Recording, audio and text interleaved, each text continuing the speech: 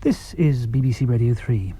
Well, now Jazz File, and the second of our four-part series, Downtown Avant-Garde, exploring the music of the controversial composer and saxophonist John Zorn. The programme is presented by the British improviser Steve Beresford, and it contains some strong language. Take a listen to Thelonious Monk's tune Shuffle Boil, reimagined by composer-saxophonist John Zorn.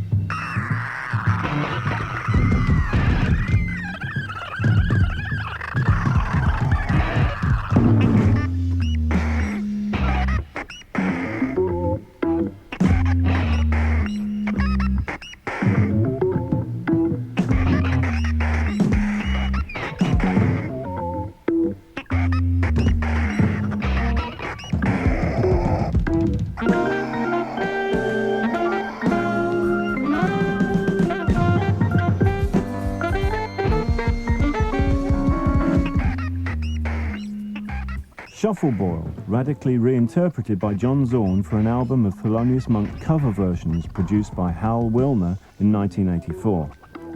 Last week we heard how Zorn wrote compositions with no notes, developed the idea of music with no sound, and accumulated a large collection of duck calls. This week we explore a period in which this stringent avant-gardist focused on the past. The idea of trying to give back to a tradition that you had taken from is a healthy one. And that's one of the reasons that this whole series of tributes started in the 80s.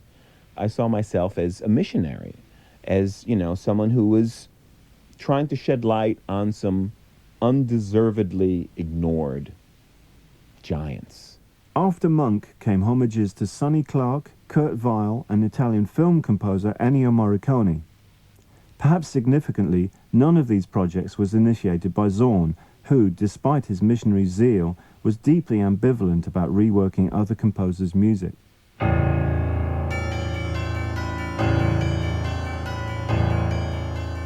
Morricone record was something I did not want to do at the beginning. I said, no. These pieces are perfect as they are. Why should I want to do this? It's absurd.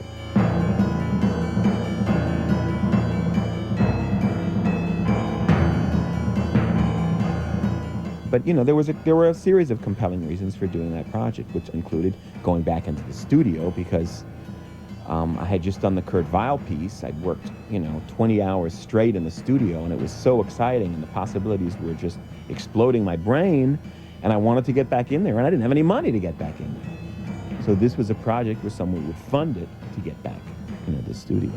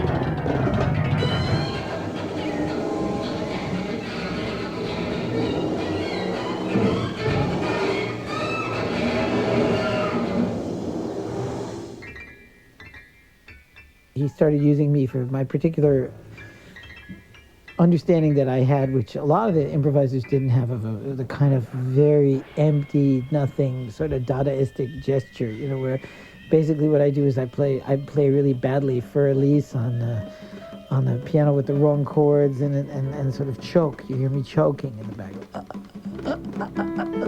So, I mean, I was very good for those things.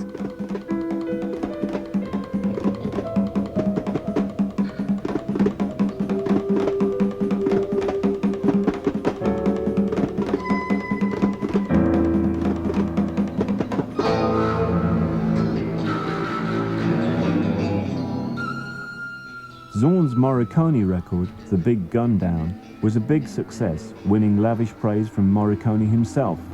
Many of the musicians on it, including pianist Anthony Coleman, whom we just heard, were carried over from Zorn's game piece ensembles. The record also marked the start of his first relationship with a major record company, Elektra Nonsuch, part of the Warner Group. For the next few years, finding the money to realize his ideas would be less of a problem.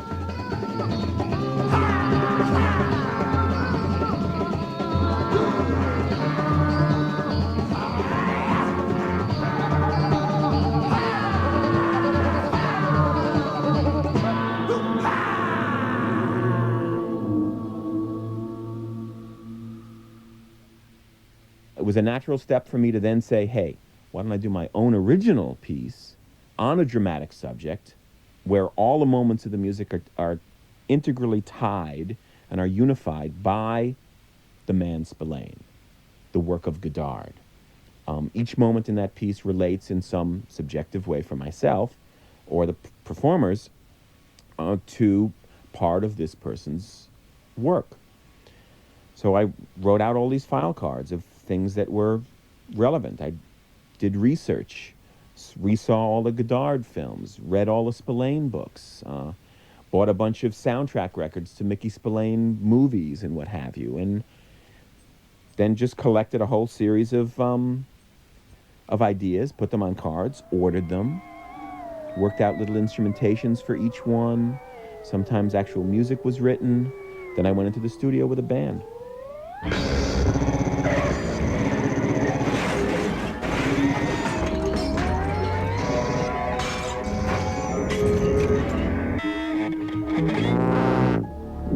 Spillane and its sister piece, Godard, are major works constructed like movies with dozens of scenes.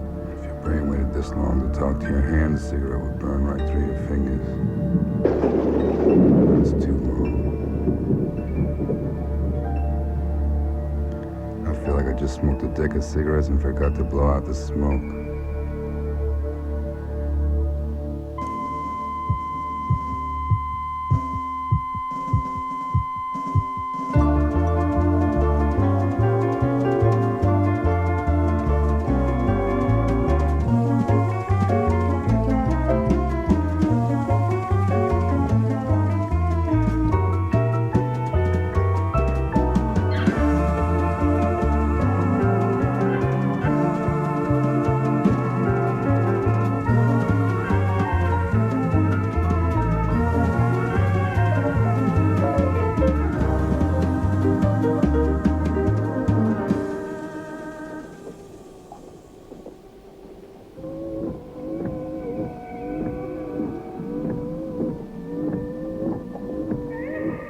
Stupid idiots.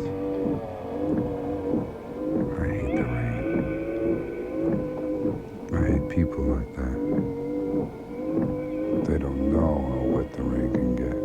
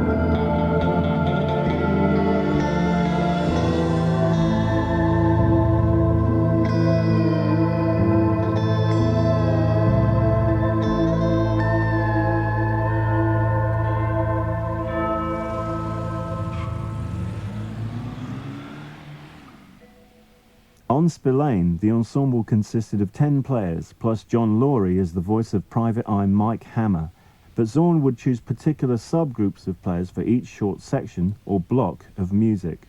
We just did one section at a time, rehearsing it. I'd run it down to everybody. Okay, Previtt, you play vibes. Anthony, piano. If I need to hand out music, I'd hand out music. If I need to describe to someone, Bill, just, play these chords. Anthony, just make weird noises. Then we'd do rehearsals. If Anthony's weird noises weren't right, I'd say no. Higher, quieter. He was constantly stretching me, do this, do this, do this, do this, play the organ, play the piano, play this harpsichord, play the inside of the piano, scream, and it was all things that I did when I did free improvising, but to have to do them and sometimes have them be so etched, I feel like I'm not really trained for this, but I can't wimp out. I mean, this is what it is. And then there was Frisell there, and Frisell was just a genius at doing that kind of thing. Frisell, when he plays the little blues thing, or when he plays the country music thing, or any of those rockabilly thing, they're just so authentic. Each one is, and they're so Frisell, that I was just thinking, God, this is like crazy. I mean, you cannot find any precedent for that. That there's no precedent for, I'm pretty sure. It could be anything. Bill Frisell. From playing in some kind of surf style, or make it sound like your guitar got run over by a train, or something, something like that. Or it could also be do whatever you want to do too, because that was the other thing. I still had that feeling like I was coming up with stuff that was coming from within me too. It wasn't like just playing a classical score or something.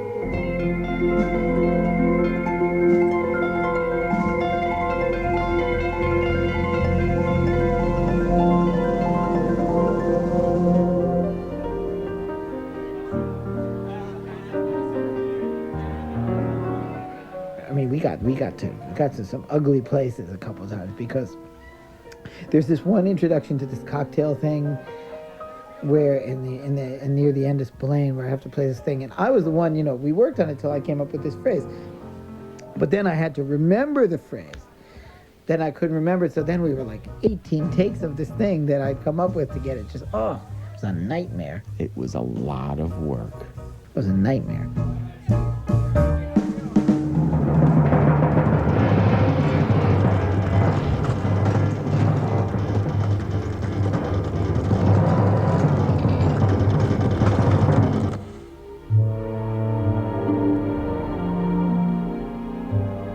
The album Spillane was released on Nonesuch in 1987 and also included a concerto for blues guitarist Albert Collins and Forbidden Fruit, Zorn's first collaboration with the high-profile classical ensemble, the Kronos Quartet.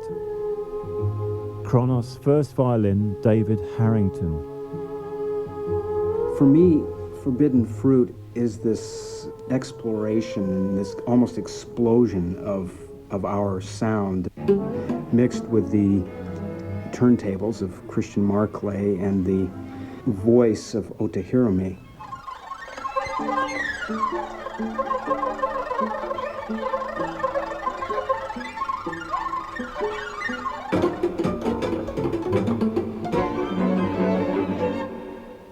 The notation might say something like, create a 5-second segment that is pure noise, or create a 13-second segment that quotes Elliott Carter, Philip Glass, Alban Berg, And maybe another one would say 5 seconds of country western, something like that.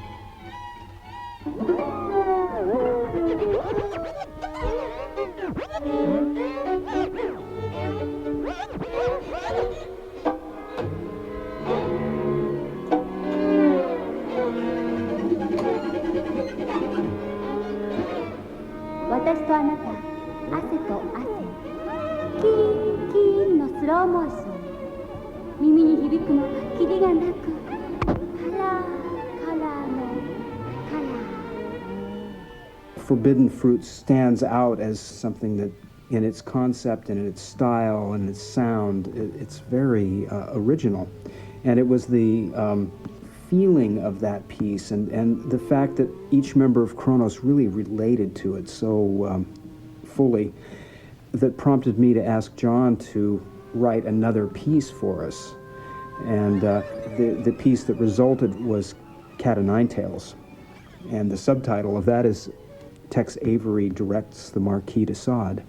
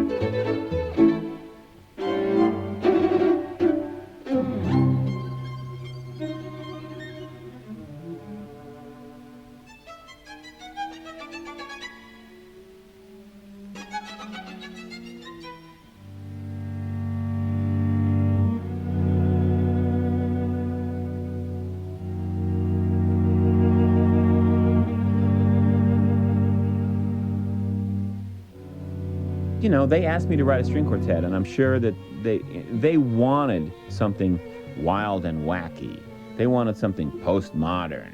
They wanted something that was like, you know, hey, why not have some theater in there? Like maybe I'll get up and smoke a cigarette at one point, or like, you know, maybe do something with the lighting. Or it's like, if I'm going to write for a string quartet, I'm going to write a string quartet. And that's what I wrote. And then they asked for another piece. And, you know, again, I think they were expecting some wild, wacky, whatever it is. I gave them 3 pieces, and I was very happy with the 3 pieces I gave them. Each was completely different, and each was as good as it possibly could be. But I think their attitude towards me is kind of like what I was talking about my tutors when I was in school. Could do better.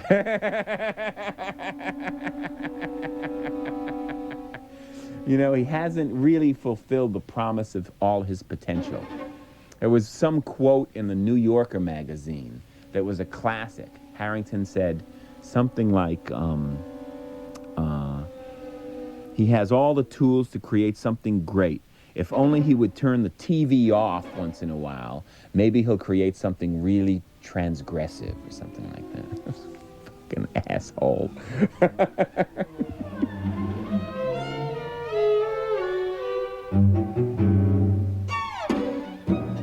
As a concert piece, Cat o' Nine Tails is certainly one of the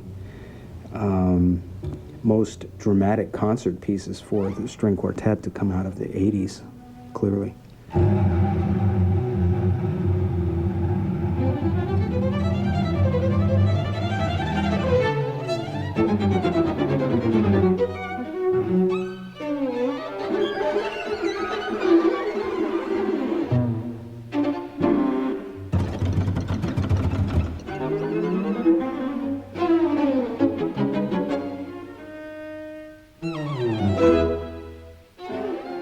Idea of change somehow is hooked up in my head with value. Something that's the same from beginning to end can be great, but something that has a lot of sections, that's very complex, that goes through all these different places, somehow to me shows that there was a lot more thought going into what's going on. Maybe that's not really true. And the idea of blocks certainly came from Ives and Stravinsky, but also came out of cartoon music. And the wild narrative that Carl Stalling was able to follow in a very almost non-musical way, that got impressed into my subconscious as a child.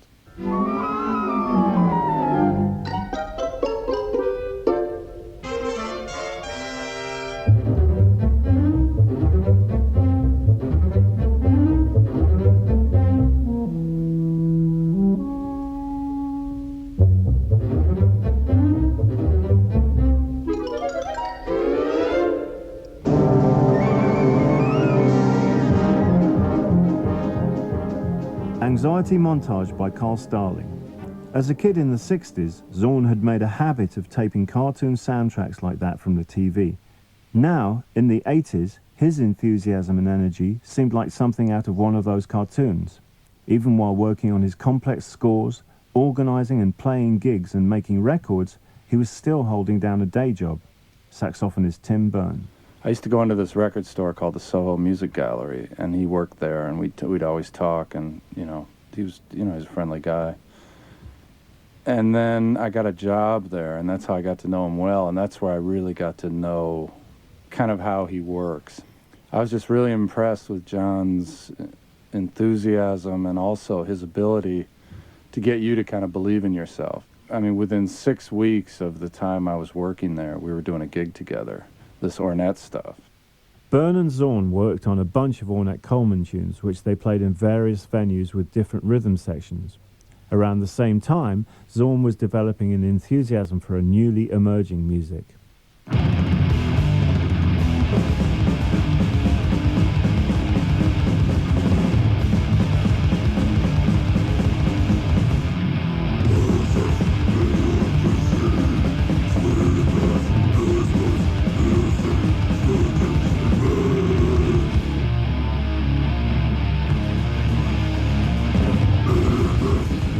The energy of free jazz and the energy of hardcore punk seemed intrinsically linked on a very kind of visceral level.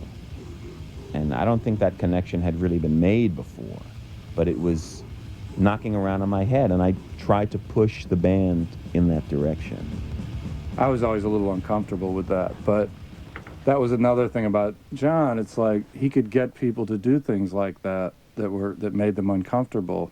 Whereas if the average person told me to do that and play really loud and jam the mic up my horn, I probably wouldn't have done it. But Berne did do it, and the result was Spy versus Spy. 17 Ornette Coleman tunes culled from his entire career, played by a double sax front line, double bass and 2 drummers. On this occasion, instead of jumping between genres, Zorn had chosen to combine them. One of the things I remember thinking in my own brain to justify this connection between hardcore and free jazz was what a shock it was for people to hear Ornette in the late 50s and early 60s. Just what a slam in the face. And if I was going to make a list, the way I did with Morricone, the way I did with Kurt Weill, that power and that impact and just the impression that he made on people is undeniable, and I had to include it.